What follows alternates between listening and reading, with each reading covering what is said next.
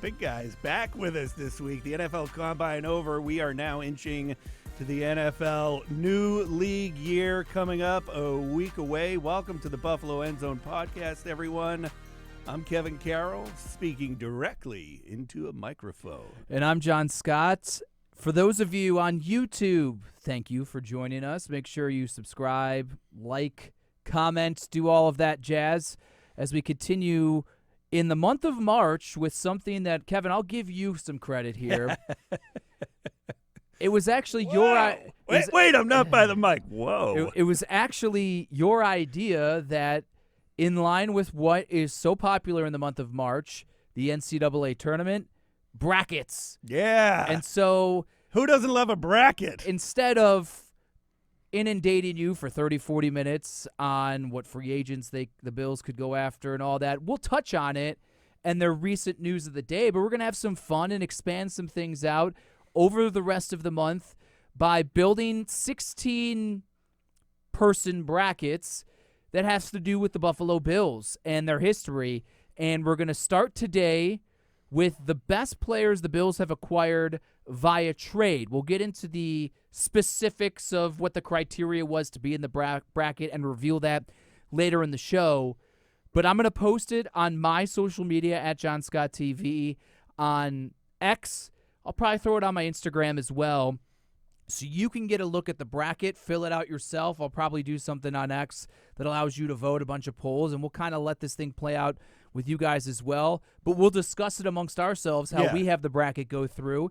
And it's just a fun way to look down memory lane and incite some conversations, which, Kevin, you said has already begun amongst those in our newsroom. Well, as you know, I come in at 3 o'clock in the morning every day. And it's a bustling newsroom at 3 in the morning. So the three of us, no, it's actually up around 5 or 6. When I was mentioning what we were going to do today, it draws interest because, like you said, everyone loves a bracket. You could bracket.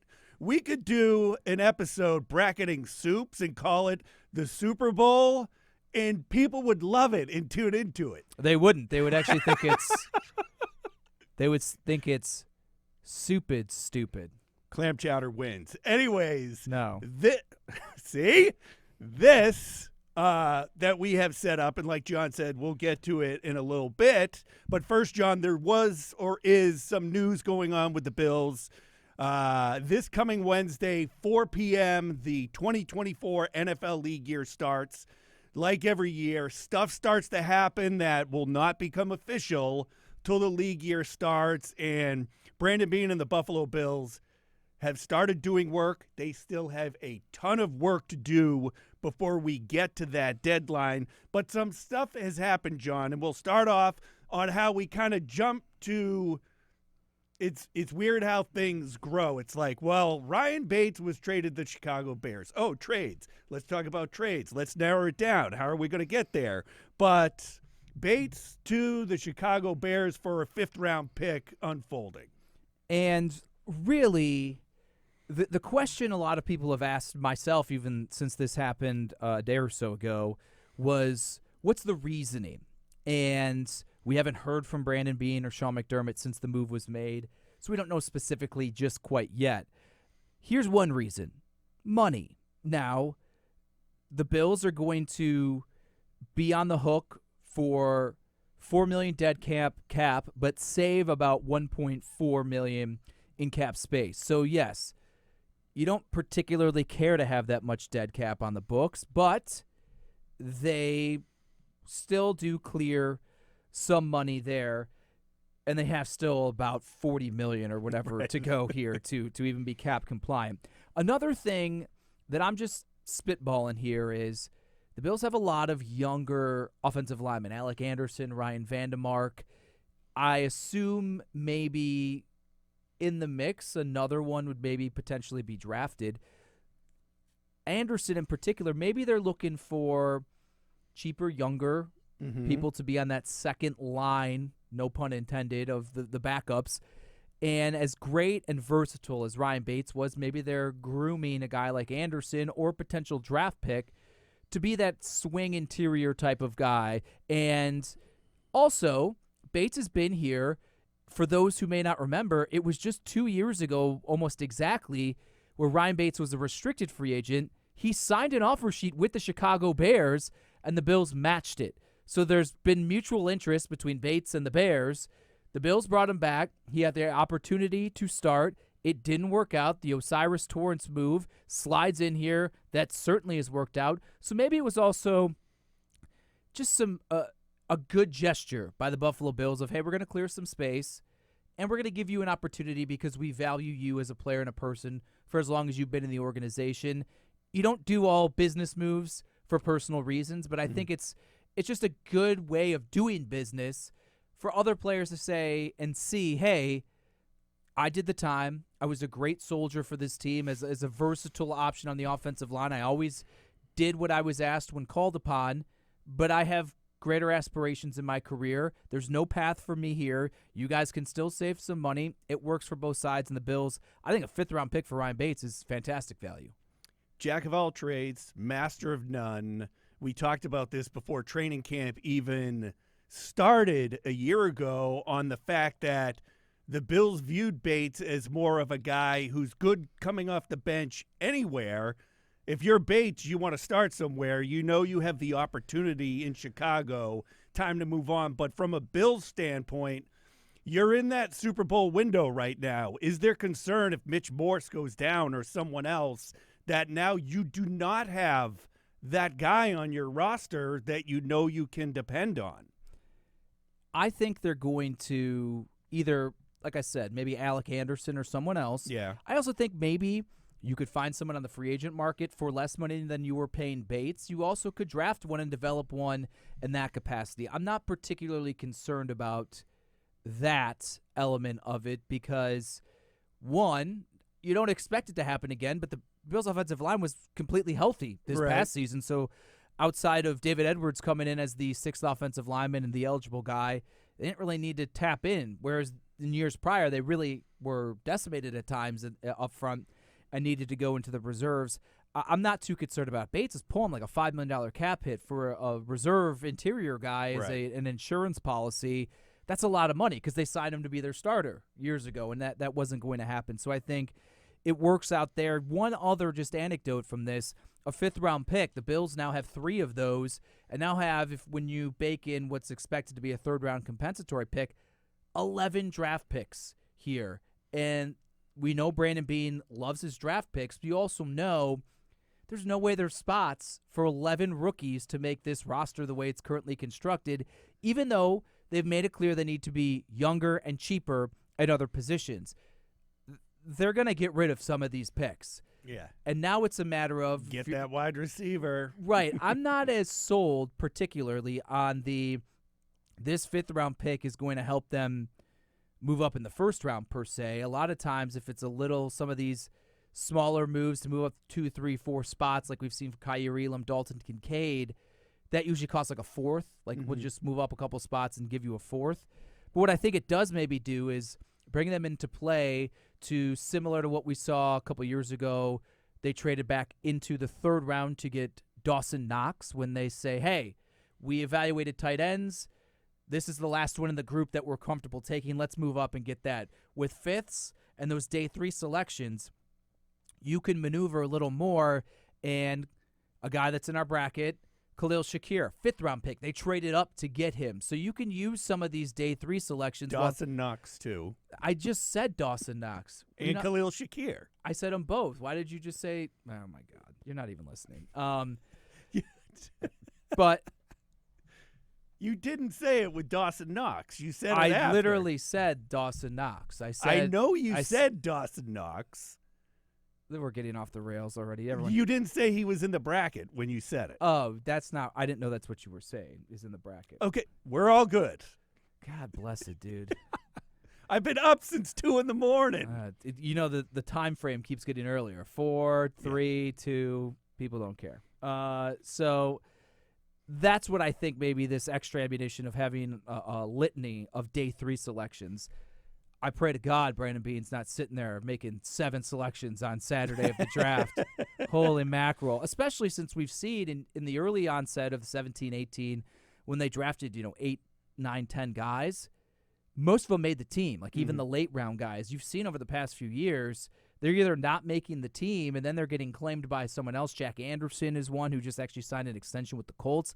Some of these younger or later picks, 6th, 7th rounders that don't make the squad, they're getting scooped up and not able to get on the practice squad, so you're just basically wasting your time. Yep, absolutely. The other thing that the Bills did was announce that they will be cutting Nyheim Hines.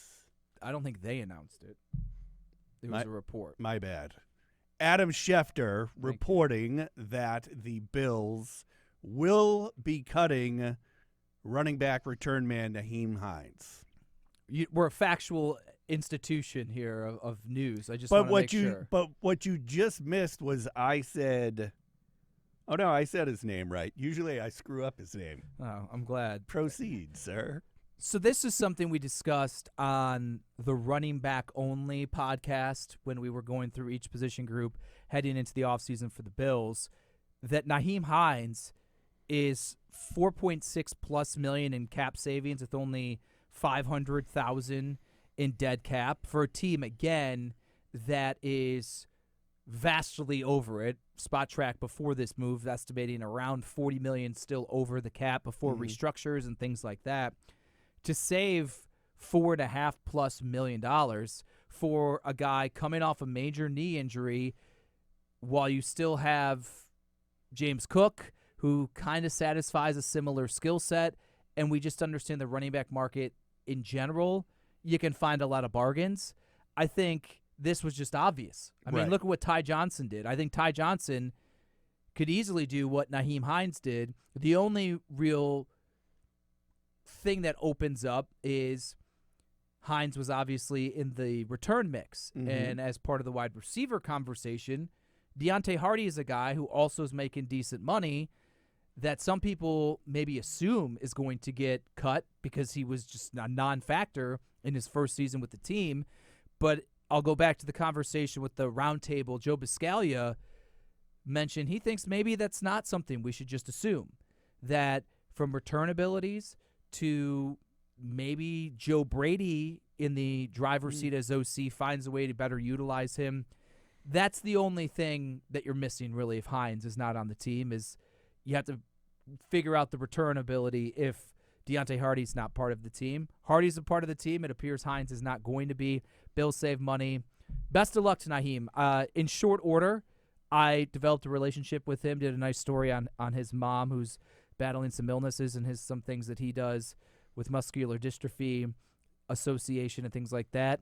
Great story, great guy. Unfortunate accident that happened to him on a jet ski before training camp last season, but he will kind of be a trivia question of sorts for the Bills moving forward.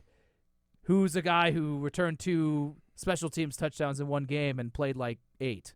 Right. And the game that he did it in, it was the opening kickoff against the Patriots right after the Damar Hamlin incident happened, which turned out to be one of the most amazing moments of that entire season. Right. So that's there. I mean, he's going to be an incredible moment. And again, it's probably unfair to strictly call it a trivia answer or something, just a moment. He's going to be a guy that many people remember as having a moment that I think probably falls into a bucket that, while I wasn't here for the majority of the drought, that kind of thing of, oh, do you remember when this guy had a random game in 2006 or this guy had a random game in 2012 or something, and it's like, oh, yeah, that guy played for the Bills and he didn't really do much else, but, oh, I remember this moment. I think Nyheim Hines will always have that special moment with the Buffalo Bills. Random guy bracket. Maybe down the road a little bit, John. Let's get to today's bracket before we pull it up. Again, break it down, because even as early as right before we started the podcast, I was still bringing up questions that you had to correct me on where we're at and why these were the players we selected. So this is the best players the Bills have acquired via trade. It started off with simply looking at the Bills traded whatever they did and got this specific player. So guys that are in that mix that are in the bracket: Jerry Hughes, the Kelvin Shepard trade, Drew Bledsoe, LaShawn McCoy, Stephon Diggs, Rasul Douglas, Cornelius Bennett, those types of things. The Bills packaged something together and directly acquired that player. Right. But here's, for those on YouTube, a full list of the trades dating back to 1994 the Bills have made specifically for players. They stink. Like, the amount of ones of guys that missed was profound. Oh, yeah. So when Kevin and I were talking, I'm like, well, we want to get 16 slots in this bracket. I found like 7. So then we expanded it to, if the Bills on draft day moved up in the draft to specifically draft that player. Mm-hmm. Josh Allen is a great example. We know the Bills moved up to 7th overall because they were picking Josh Allen. Sammy Watkins in 2014. Doug Whaley packages all those picks together to move up to 4 to specifically draft Sammy Watkins. Those are the types of trades in the draft realm that have also made the bracket. Deion Dawkins, the Bills traded up to draft him in the 2nd round. Dawson Knox, they traded up to get him in the 3rd round. Those are the types of deals. What you will not find in here, which is understandably confusing, the Bills made a trade. The pick that came from that trade a year later became Jim Kelly. Right. But the Bills didn't make the trade specifically to get Jim Kelly. That's just how it all unfolded months and months down the line. Joe DeLamielleure, another one where it's a big trade, and it just so happens that this pick late in the 1st round a year later becomes a future Hall of Famer. That doesn't count because the Bills weren't identifying, we want this guy, we're trading for this guy. That's the criteria that we landed upon, because to get into the Bills' best trades of all time, just in general, you're opening up an even more can. We're trying to not get too crazy and too far in the weeds, because it's really just for conversation. And let's be honest, you kind of already know once you get past like the top 5 or 6, Yeah. the rest is just kind of filling in. Now, I'll tease things ahead. We're going to do best free agent additions and best draft picks down the line. That's going to be a harder bracket, I think, to condense into 16. Absolutely. They're like draft picks. There's certainly going to be some overlap with this as well, but I think it's going to be a fun exercise here, and hopefully, I don't know if this one, I think for me, just eyeing it up here and running through it, it's going to be more chalky than I would like. I feel like I'm going to get more adventurous with my brackets in terms of selections and filling them out with the free agents and the draft picks, because that pool, I think, is just going to be a lot more condensed. You know me. I'll stretch for anything. I will try and prove a case for anything. But, yeah, the way this bracket plays out, and if we can reveal it right now, we'll go through the bracket, and we'll start with 1 through 16, of course, or 1 against 16. Josh Allen. Well, do we want to go through the seeding? Just tell them the seeding that we did? Well, that's what I'm doing. Oh, you're going through the bracket. I see what you're saying, because I can't see it on the screen. Okay. So I can just go. I'll just go through, and you can see it up on the screen. Top seed is Josh Allen. 2nd seed, Stephon Diggs. 3rd seed, LaShawn McCoy. 4th seed, Cornelius Bennett. 5th seed, Jerry Hughes. Drew Bledsoe with the 6. Deion Dawkins, 7. Tremaine Edmonds, 8. Dawson Knox, 9. Dalton Kincaid at 10. Rasul Douglas, 11. Sammy Watkins, 12. Andy Levitre, a name I had totally forgotten about until John brought it up, 13. Paul Podlesny at 14. Khalil Shakir, 15. And E.J. Gaines at 16, John. Do you want to start with the 116? Let me just do some of the names that didn't make the cut, just because I know this is a nostalgic trip down memory lane.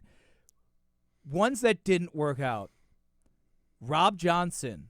The Bills gave up a 1st and 4th round pick for Rob Johnson. And then they got rid of Doug Flutie to start Rob Johnson. They acquired Tavares Jackson in 2012 for a 7th round pick. He never played with the team. Bryce Brown. Remember, I thought that was going to be a great addition from Running the back? Eagles, the running back. And then he fumbled against the Chiefs at home, and that was really his. The Matt Castle trade. Everyone thought in 2015 he was going to be the starter, and then they ended up trading him. Of course, we know 2017. Fun fact, Matt Castle did start at quarterback in the opener. Oh, that's right. Look at Trick you, play, Kevin. gadget play. Then Jordan Matthews, Kelvin Benjamin, two 2017 trades that didn't work out. Let's see. I did have Naheem Hines on here, and obviously he honestly was probably a fringe guy just because of the 2 kick returns. So those are some of them. Some of the we traded up, the Bills traded up to draft this person. J.P. Lossman. John McCargo. So this is before my time. I saw a list that said like the worst pick ever that the Bills have made. They traded a 2nd and 3rd round for him. Reggie Ragland. The haul they gave to draft and move up to pick Reggie Ragland, 2nd, 4th, and a 4th the following season. Tore his ACL in training camp, never played a game for the Buffalo Bills. And then, Zay Jones, another trade up. They trade up, draft Zay, also pick up a 5th for a 2nd and 3rd to the Rams. So those are just some of the misses that did not make the bracket, but just fun to be like, oh, my God, I remember when the Bills made that trade. John McCargo, man. Holy cow. Does that go when you're around somewhere for so long? That just takes you back. So do you want to start 116, John? Yeah, let's do. Because it's the most obvious one of all. We really. Let's do the left side of the bracket, and then we'll Okay. do the right side of the bracket. All right. Unfortunately, I'll say this. Any bracket that has Josh Allen in it, I feel like it's just predetermined people are going to have him as the winner. I will say this. The draft pick bracket, I think, is going to be intriguing in terms of the Josh Allen. I don't want to get ahead of myself, but Josh Allen, Jim Kelly, Bruce Smith, Thurman Thomas, I don't know. I think there's a case to be made that Hall of Famers are Right. and were better draft picks for the Bills long term than the superstar current quarterback here. I'm getting ahead of myself. I want to actually spend this time, since it's such an obvious choice, to give E.J. Gaines some love. In those trades with the Bills shipped out Sammy Watkins, and everyone thinks that this is McDermott and stripping it down to the studs to dumping money and to acquire picks and be bad so that they could get the quarterback. We all know how 17 ended. They broke the drought. But E.J. Gaines was Jordan Matthews of that day of deals, the Ronald Darby for Jordan Matthews and stuff. That was the name everybody knew and was like, oh, that's not a bad pickup. I knew nothing about E.J. Gaines. He was a really, really solid cornerback. That's why I've put him in the bracket. 1 year with the Bills. Didn't stick, but I thought he was a really nice addition. Obviously, though, maybe no one in the entire bracket is going to beat Josh Allen. So Josh Allen moving up. As Brandon Beane said at the Combine just a week ago, some people said I gave up too much, but I don't give a hoot because it was either he's going to hit or I'm going to get fired, so who cares? Right. He basically said if Josh Allen didn't hit, he wouldn't be here answering this question. Right, so who cares? So good trade, Brandon. Good trade. It's worked out, buddy. It's certainly better than E.J. Gaines. Give love to E.J. Gaines. At the time, John, there was a Bills preseason game about to start, I believe, or maybe I'm getting that confused with someone else. Yeah, that's not what happened. Was that Marcel I'm thinking of? No, Marcel Darius was in the middle of the season. No, what happened was the Bills were about to play the Eagles in a preseason game. Right. So you go to the preseason game, there's Ronald Darby, who 2 days ago was on the Bills, and Jordan Matthews and stuff like that. That's what it was. Yes, sir. Yes, sir. All right, so we both have Allen moving on. That's pretty easy. Go to the 8-9 matchup with Tremaine Edmonds and Dawson Knox in this one, John. So that's the 8-9. I am moving on with Dawson Knox under the simple reason of all we heard during Tremaine Edmonds' early career here is his lack of splash plays. All I think of when I think of Dawson Knox is splash plays in the playoffs and plays that you remember. You're going to bag on Dawson Knox about some drops here and there, but when I think of him and what he's done as someone who, what did he catch? One ball at Ole Miss? No, like 10. But No whatever. touchdowns. No touchdowns, but I think he's been great since he's been drafted. I want him to stick around on the team, and when I think of Dawson Knox, I think of some big plays and big moments, especially in the postseason. And when I think of Tremaine Edmonds, I think of the lack of splash plays. So I'm having Dawson Knox move on. I'm going to go with Tremaine. 5 years, starter at arguably the most important position on the Bills' defense. 2-time Pro Bowler, Knox just one. Both have played 5 years because Tremaine was obviously in Chicago this year and Dawson there. It's nothing against Knox, but I think if you're looking at return on investment, the Bills got more out of it from Tremaine Edmonds, even though he moved on. So I have, ironically enough, in the second round, Josh Allen versus Tremaine Edmonds, both players traded up for in the same first round in the same year. I remember them both getting their pictures taken on the field the next day for round 2. Cornelius Bennett and Andy Levitre, that is the 4-13. And sorry, Andy, I remember when the Bills moved on from Andy, it was kind of a shock and a blow, but Cornelius Bennett is Cornelius Bennett. From what I remember from my childhood, him with the Spider-Man tights on under his uniform, I just remember he stuck out to me as a kid. Keep in mind, I'm like about to be a teenager more than anyone else on the Bills defense as a kid watching from a distance, not someone who was in Buffalo all the time, way more than Bruce Smith. When I put it out on X the day before we recorded this, hey, we're doing this idea, who are the best players the Bills have acquired via trade, I got the response immediately, Cornelius Bennett. And that trade in particular is often in the history of that Super Bowl 4 years in a row roster and team.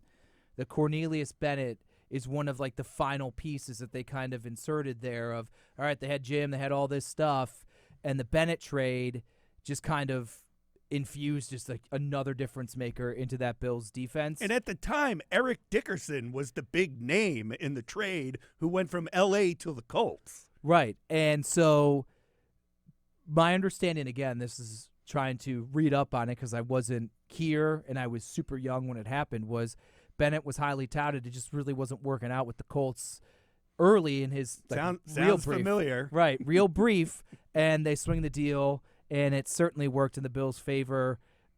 He's going to be an interesting one moving through. I think he kind of got on the wrong side of the bracket as the 4 seed, but certainly worthy of advancing past Andy Levitre, who was just a solid starter for his time, even though they just didn't bring him back after the rookie deal. Another guy who didn't work out for the Colts, Jerry Hughes, going up against one Sammy Watkins, who the Bills targeted, traded up to get. This is the 5-12, John. And Sammy Watkins was exciting. We all remember his one-handed catch during training camp at Fisher.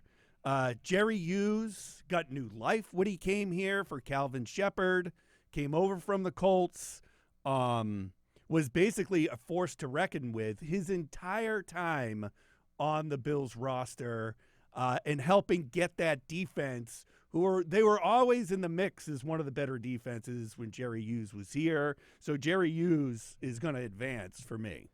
I'm going to say this. Jerry Hughes got hosed, I think it was 14, when Mario Williams, Marcel Darius, Kyle Williams all made the Pro Bowl. Jerry had the best season of his career with 10 sacks, tied with what he had in 13, and didn't make the Pro Bowl. I thought the cold front, all 4 of those guys were worthy of making it to the Pro Bowl. He didn't, and amazingly enough, he never made a Pro Bowl.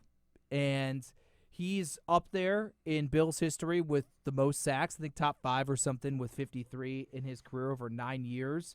was never dominant, but he was always a good complementary piece. Unfortunately, after the Mario Williams, Marcel Darius, and even Kyle left, it never, and maybe one would argue still looking for that dominant edge rusher as more of a comp to make someone of Jerry's caliber more of the second option, which he certainly was good at. I want to give Sammy Watkins some love. No way, but go on. Because did he live up to the billing of what the Bills paid for to go get him? Absolutely not. Was it a misfire from Doug Whaley in a loaded wide receiver class? And that's not even revisionist. It was known at the time as maybe the greatest wide receiver class we've ever seen in a draft. Odell Beckham Jr. Mike Evans. Jarvis Landry, just down the list. We understand. Calvin Benjamin. That's true. And he was good his first year. He was awesome. So mortgaging what they did to get up for Sammy. But I will say this, watching him at Clemson, dude was definitely, at the time, head over shoulders above everybody else in the class. Still shouldn't have made the move, but 16 games rookie year, 982, 6 touchdowns. That's with the Kyle Orton season. That's right. 13 games is better. 60 grabs for just over 1,000 yards and 9 touchdowns. Remember, he came back, had like the Jets game was really big, and then he got hurt. I mean, I think that was maybe more of it. Eight games the next year, 430 and 2 touchdowns, and then it just, it was Sammy saying, I want the ball more. It just didn't fit. And Sammy, we've come to find out, is an interesting dude. So it didn't work out. It's fair to label it a bust if you'd like, but I don't think it's not like he was just completely a non-factor. Never saw the field, never caught passes, never impacted the game. There's a reason he's a 12 seed in this bracket right now, and it's fair, again, to say, hey, that was not a good move, I would agree, but he wasn't as bad as we thought, and he has over 5,000 yards in his career. Actually, he's hung around for a decent amount of time. Won a Super Bowl with the Chiefs, if I'm not mistaken. I think that was one of the ones they won. Yes, he actually made a big play in that first game against San Francisco. Yeah, he made a big catch before I think it set up their ultimately game-winning touchdown. Sometimes I'm wrong, sometimes I'm right, but the seasons tend to blur together. The thing I remember about Sammy Watkins is him being injured, and Chris Hogan suddenly made a name for himself and kind of changed his and got career. Got paid by the Patriots and went on to win Super Bowls. Exactly. No need to talk about the Patriots here. John, obviously... Do you want to finish this side of the bracket? We'll just do this side of the bracket. So Josh Allen, to me, versus Dawson Knox now. I mean, I said Dawson Knox is moving on because he makes splash plays and highlight reel plays. No one does more of that than Josh Allen. So that's not even a contest. I think that's going to be a running theme here. But I wanted Dawson Knox to move on a bit. You're just going up against someone who's way better and way more important to the team and the future of the team. Like I said, I'm going to be curious once we get to the draft bracket who, if anyone, could take down Josh Allen, because he's already in, 5-6 years in his career in the running as the greatest player in franchise history. Mm-hmm. So certainly he's going to. I had Tremaine Edmonds advancing.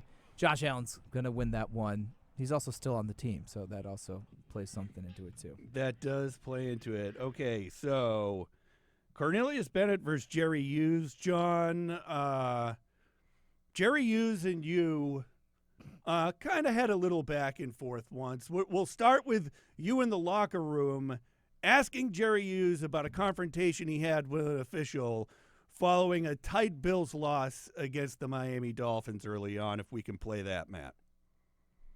That's true, but we don't usually see those types of reactions, going after an official after a game. What sparks that? Who did? Unique you. I did. Yeah. I did what? We saw you go up to the official. What did I say? If I did go up to the official, what did I say? I have video that shows you saying I would love to see the video. You were referencing he called you a bitch. Yeah, I would love to see the video. All right, there it is. A nice little back and forth. Jerry Hughes denying it. You wouldn't back down, which I love the fact that you would not back down.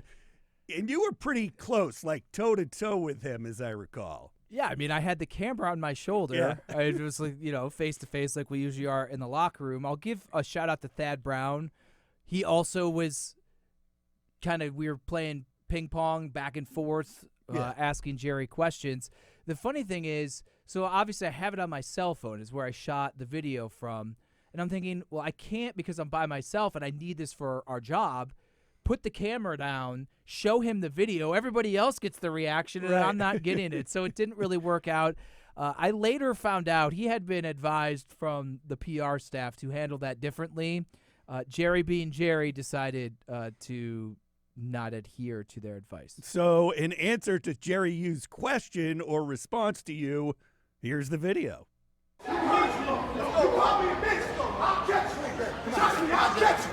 I'll catch you, guaranteed.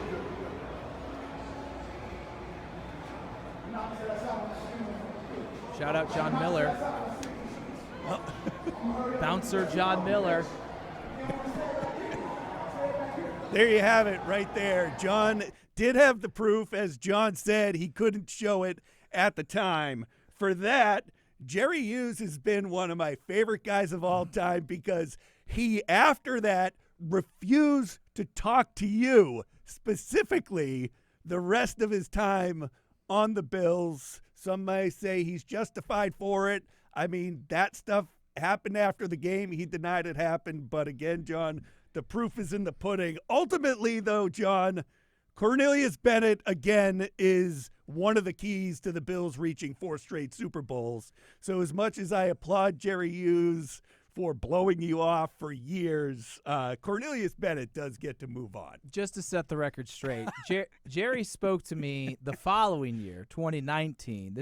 So that happened after the Charles Clay game. Correct. After Josh Allen's rookie year, he's running all over the place in Miami, and we're like, wait, Josh Allen can do this? I did not know that. We knew he could jump over the dude in Minnesota, but we're like, wait, okay, this is happening.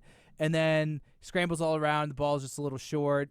We could have a whole bracket debate on whether Charles Clay dropped it or the ball was short. We could do a whole bracket on bad plays by the Bills. So then the following year, yeah. But I have no ill will against Jerry Hughes. I think he was a great player for the Buffalo Bills. I thought his maturation and development into a leader on this team, and I did a piece on this before he left, of it went from Jerry being Jerry. Remember the personal foul penalties? You just could count on them Right. all the time of, all right, how's Jerry just going to pop off and lose his cool, to was named a captain late in his tenure with the Bills, was very respected.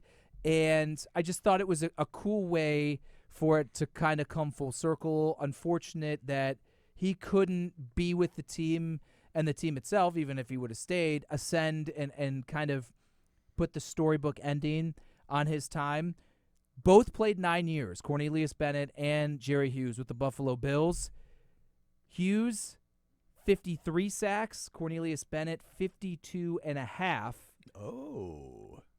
But Cornelius Bennett played in about 20 less games. So I'm going to go with Cornelius Bennett just over Jerry Hughes. But I just think it's important also just to understand, again, he never made a Pro Bowl or anything. He was around for 9 years. Half of that was when they weren't very good. Mm-hmm. And he's a guy that, in my opinion, should be strongly considered, if they ever do it again, as a Wall of Famer. All right. As we do with all of our podcasts, John, now we're going to probably speed it up a little bit on the back side of the bracket. But some of these, to me, on this side, are fairly obvious. We have the 215, Stephon Diggs versus Khalil Shakir. I love what Shakir started to put together this past season and feel pretty confident going into next season. He'll have his role on the team when we didn't even know if he'd make the roster this time a year ago. But Stephon Diggs coming over in that trade for the Vikings where they didn't have a first-round pick during the COVID draft, which was a good feeling. All right, the COVID draft was a mess anyways on how they did it, and their first-round pick that year was Stephon Diggs, so of course he's moving on for me. I think it's a great indictment that Khalil Shakir makes this bracket in short order and having a small role, but he's been impactful. I think it also is an indicator of how many bad trades the Bills have made. Stephon Diggs advances. Yeah. Deion Dawkins versus Dalton Kincaid, 7-10. And I was asked this when everyone was debating because now comes the potential versus what's already out there on paper, because you see as a rookie tight end, one would say Dalton Kincaid did what they brought him in to do as a rookie. A lot more is going to be needed for him down the road, but Deion Dawkins has proven to be one of the better moves that the Bills have ever made. I would, and I'm just thinking this now, and ironically enough, I made the bracket, so it's on me. Maybe Deion Dawkins as a 7 seed is undervalued here. 3-time Pro Bowler. He's coming off his best season. He's such a leader and a dynamic player on this team. Maybe he should have been etched out and bumped up a couple places. I don't think longevity-wise, I think you could maybe make a case. Should he be above Jerry Hughes? 3 Pro Bowls, starting left tackles, been there, steady Eddie, doesn't get hurt, and he's still young. I think maybe I misseeded him, but in this instance, Deion Dawkins is strong. I think he is well on his way of certainly being a Wall of Famer again if that ever comes back into the new stadium or whatever it may be. But regardless, one of the best players from the best era of Bills football over the past 25 years. Yeah, so Dawkins moves on. The 314, LaShawn McCoy versus Paul Posluszny, who used to work for us before you got here. I don't know if you knew that. I knew it when you told me yesterday. He made phone calls to cable customers on resubscribing or whatever. Was actually in the building a few times. Wow. Was his neck could fit? Big dude, yeah. Yeah. Tough to get into that old sports office we used to have. I was never, off the top of my head, I was never a fan of what LaShawn McCoy actually was as a Buffalo Bill. Like, to me, he was much better when he was on the Eagles and dipped when he became a Buffalo Bill. Like, he didn't seem like he was the same guy to me and, blah, blah, blah. But when you put this bracket together and looking at it, LaShawn McCoy did really well his entire time here. He was here during a time when the team was in the playoff drought and wasn't doing well, and he did a lot for that team. So I'm going to have him move on against our former coworker, Pause. I'll never forget where I was and what I was doing when the McCoy deal dropped because it came out of nowhere. Mm-hmm. It came out of nowhere. I was driving to a UB men's basketball game, and my buddy from back home in Cleveland texted me. He's like, wow, LaShawn McCoy. And I'm like, what are you talking about? And he goes, the Bills just traded for LaShawn McCoy. And it's like, what? And then you're thinking, wow, they had to give up a lot. And you find out it's Kiko Alonso, and it's like larceny. I don't care like how great Kiko was in his 1 year, then he got hurt and lost for a year. It's like, what is Chip Kelly doing? That's like that instant you're like, he's not gonna work, because you're right. LaShawn McCoy was not the same player he was in Buffalo as he was in Philadelphia, but he was really good still. He was 27 his first season with the Bills. Yeah. We know the 30-year-old kind of drop-off for them. He made 3 Pro Bowls for the Bills, 15, 16, 17, ended his time in 4 seasons with 3,800-plus rushing yards.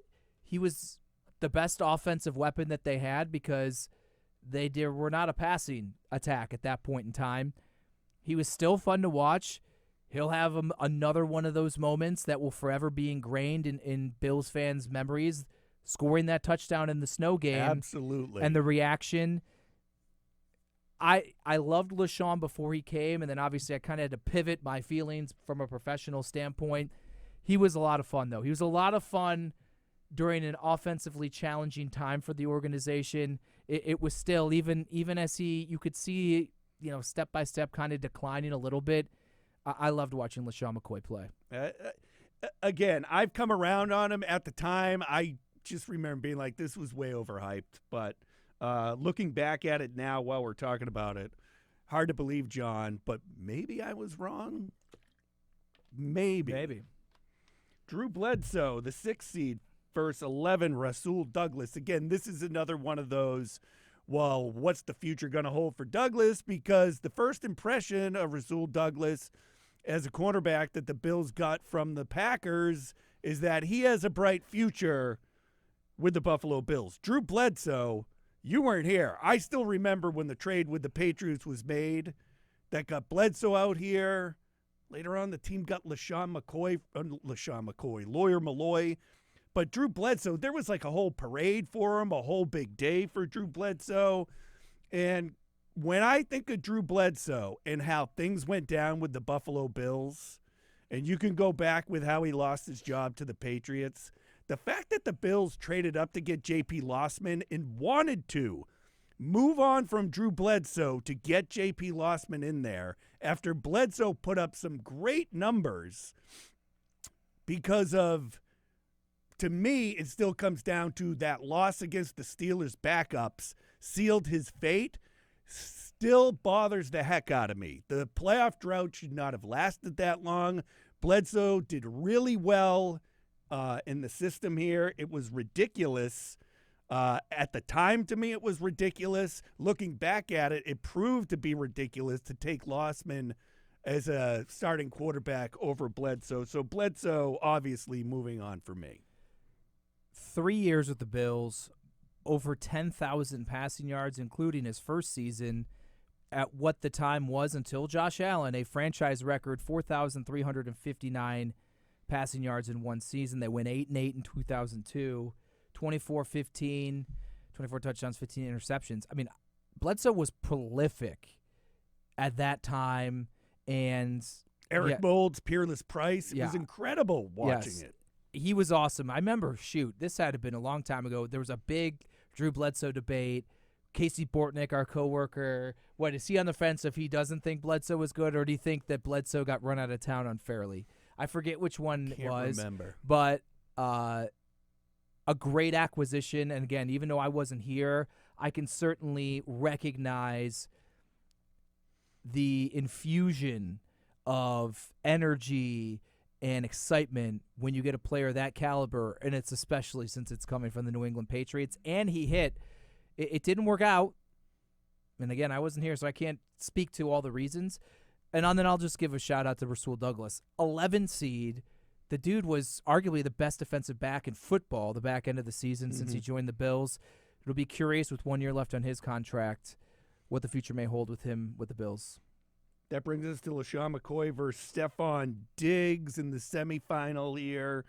No, we're fine. We're pushing Stephon Diggs. You forgot a whole round. Stephon Diggs versus Deion Dawkins. We didn't do that. I mean, we know the answer, but I'm just going to say Stephon Diggs is advancing over Deion Dawkins. Yeah, McCoy versus Bledsoe. McCoy. Now this, okay. I think there's an argument to be had for Bledsoe. I'm going McCoy. Again, 3 Pro Bowls, 1 Pro Bowl, 3 pretty good to good years for McCoy. Pretty much one great year for Drew Bledsoe. I'll go with LaShawn McCoy. Chalk it all up. I got to go with LaShawn McCoy, too. I want to go Drew Bledsoe, but I think McCoy was just around here at a time where things were starting. Again, I might talk myself into Bledsoe right now. Patriots fan. Well, no. Stop lying, John. The New England native is struggling with picking. It was a wicked good trade. No, I think Drew Bledsoe was here at a time where they had enough pieces where they could have changed things. So I am going to change it. I'm going to push Bledsoe through to take on Stephon Diggs. So, then the other side will wrap up the bracket. Josh Allen versus Cornelius Bennett. And we know Josh Allen's going to win. But Cornelius Bennett, there probably are some people that may say from an actual – that the Bennett deal versus what would be curious is Bennett versus Diggs versus McCoy for the best actual player trade Right. here. We'll push Josh Allen to the championship. We know he's going to win, but that's more of where we wanted the conversation to ultimately land. Right. It's not going to work out, but we get that on the other side of the bracket with Diggs versus McCoy. I'm going Stephon Diggs. I mean, he's pushing. Now, the longevity, it's not going to get there, but he's pushing Andre Reed as the best receiver in Bills history. Right. And Reed obviously is going to have a larger sample size, specifically with the Buffalo Bills. But season records and in the short time, Diggs is vaulting to still be up there in the conversation of, even statistically, the best receiver in franchise history.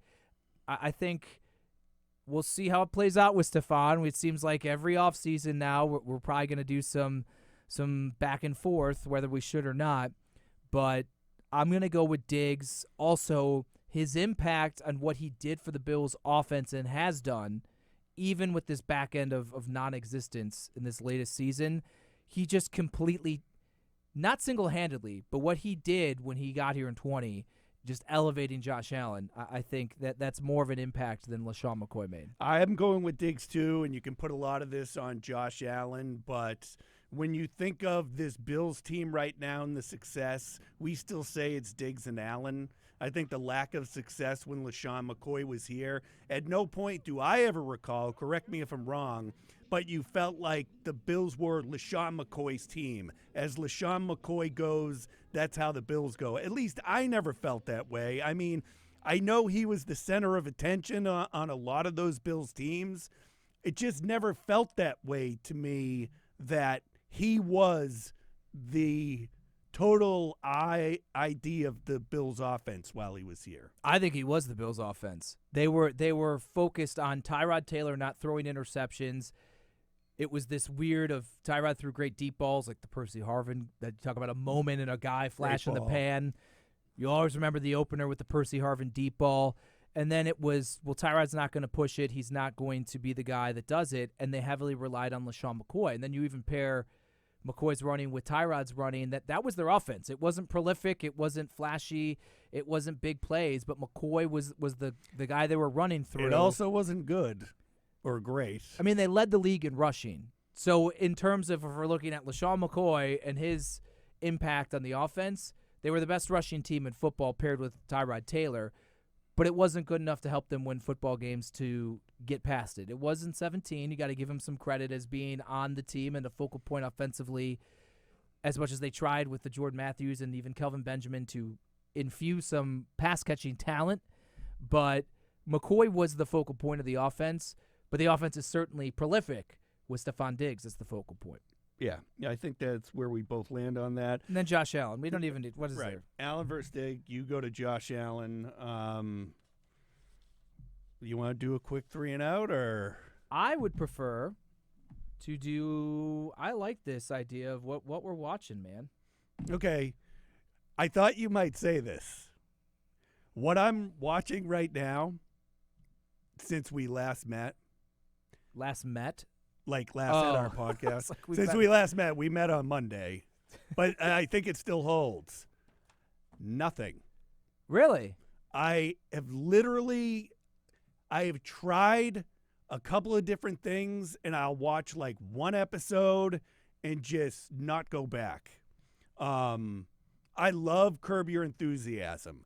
I love the episode that came out right before, ironically, Richard Lewis passed away, about Richard Lewis and Larry David arguing back and forth on who would leave who in whose will once they passed away and who moved on. I mean, they probably knew something no one else did, and as comics, you know, you want to make it funny. A lot of golf in the episode, hitting some. Larry David's told he can't drive the ball a certain distance, so he tees off anyways, and he ends up hitting someone because his new golf swing gives him extra yardage. So we could go with that, but even at that, I've stalled. Like, I'm now 2 episodes behind with new episodes coming out on Sunday. The Patriots Dynasty thing that I was watching, I'm watching it still, but I'm half paying attention to it half the time. Full Swing season 2 on Netflix, the golf doc that just dropped, I believe, today. Oh, I got to get out of here. What am I doing here? Um, Okay. My buddy watched the first few episodes, says, and he was critical of it. We were kind of both critical of it in the same vein. The first season, he says this season is better than last season. I guess the Live guys are in it. Right. Dustin Johnson, I guess Brooks Koepka, and the PGA Championship from Oak Hill are part of season or episode 1. So I'll get into that. Traders on Peacock, I said that already. That seems to be winding down. Fantastic, awesome show. And I told you the other day, because they're like 20 minutes and it's short, Comedians in Cars Getting Coffee with Jerry Seinfeld. I'm watching like older episodes from 2018, 2019. I think it's funny. I think Jerry's funny, and the comedians he brings in are hilarious. So that's just like a quick. I like having the hour-plus long things that you can get into, but I also just like all right, I'm going to go into bed, and I just want to watch something for 20 minutes and then turn it off, and that's where I found Comedians in Cars Getting Coffee. See, I like when I go to bed putting on something that's going to last long that I can fall asleep to, wake up and just shut the TV off and go back to bed, or sometimes even leave it on if it's a quieter thing. You think Comedians in Cars Getting Coffee is old? Try Columbo. On Tubi, I started watching Columbo from the first episode, the old detective show, John. I know Columbo. Okay, the first episode is wild. And I'm blanking on Columbo's name, the actor's name. Son of a gun. Peter Falk. Thank you, Matt Moses. How young he looks and how different he is. He's not in his gray overcoat. He's in a suit. He's like a professional cop. But just how it went, and you run into episodes that you remember watching as a kid or vaguely remember. So, yeah, that is true. I will put Columbo on now on Tubi when I go to bed, because they're like between an hour and 2 hours, depending on which episode it is. And then, of course, you got sports. I'm rocking my new Dayton Flyers quarter zip. I saw my first game in like 15 years at UD Arena last week. Number 25 team in the country. Dropped the hammer on St. Louis last night. Put up a hundy. And my Cavs, who beat your Celtics in a epic comeback. So, we're getting to tournament time, actual brackets. Fine. If we're going to start talking about tournaments, by the way, shout out to the RIT hockey team. Another great season for them as they lead Atlantic hockey. Unfortunately, I went to Sacred Heart University, still have ties there, still follow the Sacred Heart University hockey team. I believe they have Niagara, actually, in the first round of the Atlantic Hockey Tournament.